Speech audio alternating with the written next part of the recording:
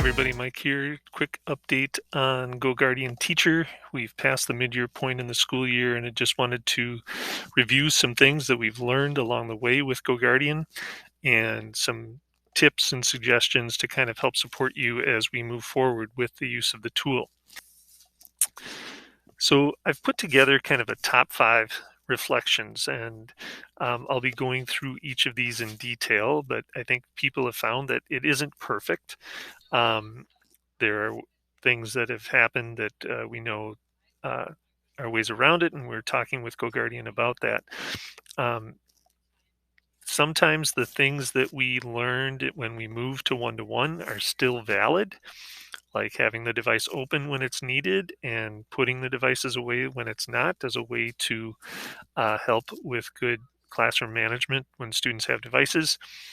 Still walking around the room, it's still a good management strategy. And in fact, it's one of the ways to deal with the fact that it isn't foolproof. And then making scenes, we've learned that allow lists are much better than block lists. Block lists are troublesome in that you don't know how many you need to add, whereas allow lists, you can say, here's the specific things we're working on for this set of time and allow for that quick focus. And then you can turn it off when it isn't needed.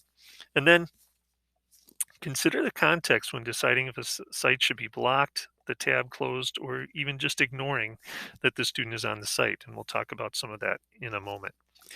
So that foolproof piece, the first thing that we found is that sometimes when when you start a session, students don't show up.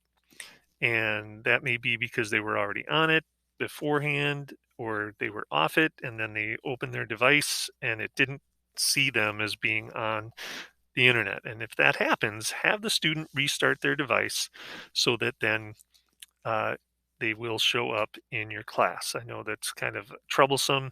I wish it wasn't the case, but that seems to be the solution in those instances.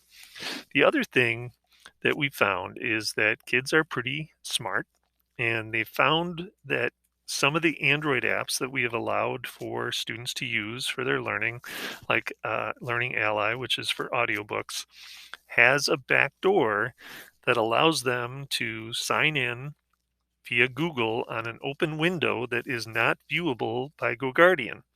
So you may see on your screen that a kid is on the specific sites that you asked them to go to, and when in fact they have a window that you can't see in your monitor that shows that they are actually on a completely different site. We're trying to remove that. In fact, this Friday we will be getting rid of the Learning Ally Android app, and students will be using either the web version or the Chrome app to access Learning Ally, and we'll be taking access to Learning Ally off of students' capabilities as a way to help that. Now, that doesn't mean that there aren't other apps that we might be using that kids can still use, but hopefully that one will go away and make things a little bit easier for you.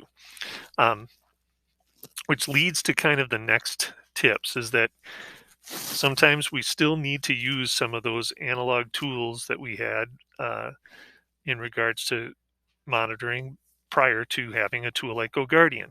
That sometimes we need to say to kids, put your lids to 45 or close your device altogether as a way to monitor that. And that's something that I think is still a valid method of classroom management. And I know that when we introduced GoGuardian, it was something that I utilized as a way to do that. And still, there were some staff who weren't compliant and kept their device open. But for the most part, everybody was. And so that's something that is still a valid strategy.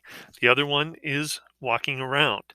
Now, here in this example, you can see the screen at the bottom where students are on Chrome, but they also have the ability to see Drive. And right here is the Learning Ally app.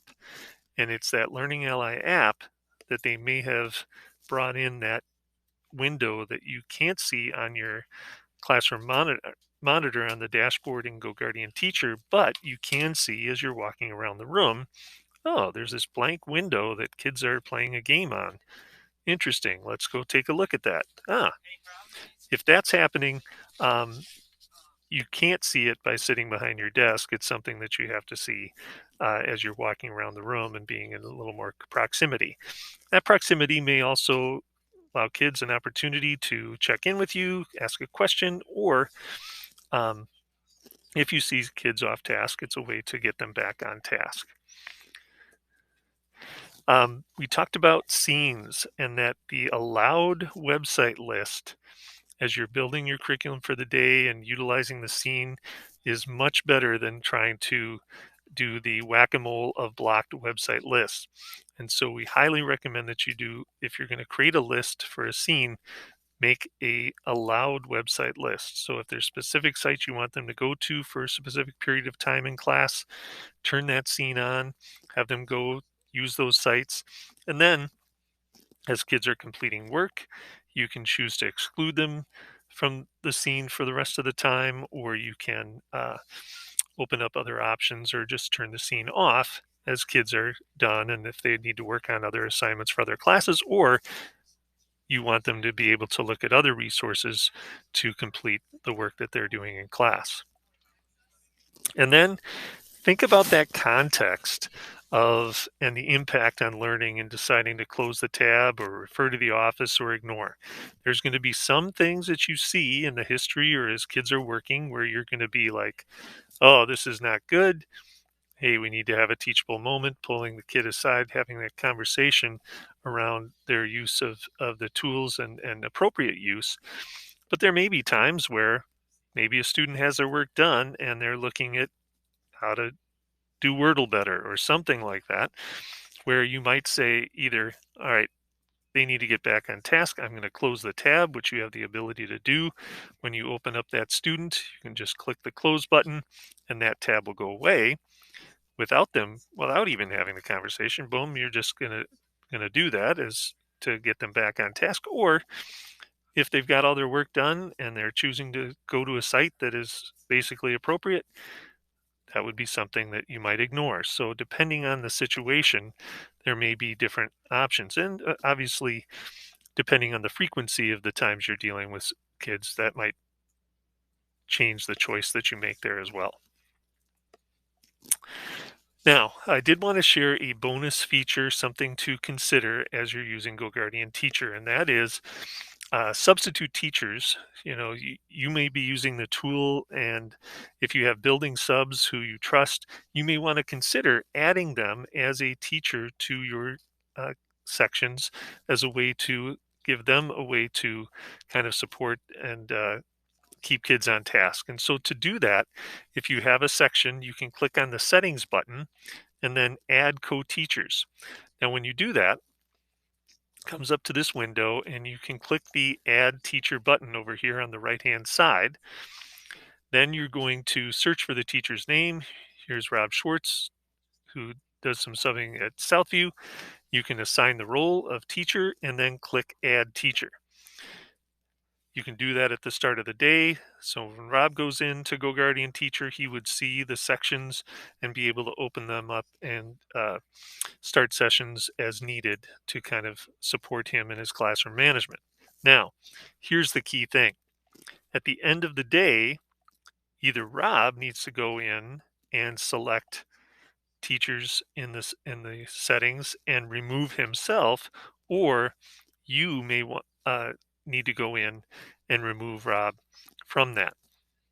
It's important that that happen because otherwise, they if you as a sub don't remove yourself the next day, you may see a huge number of sections that you need to sift through to try and find the ones that you're actually teaching that day.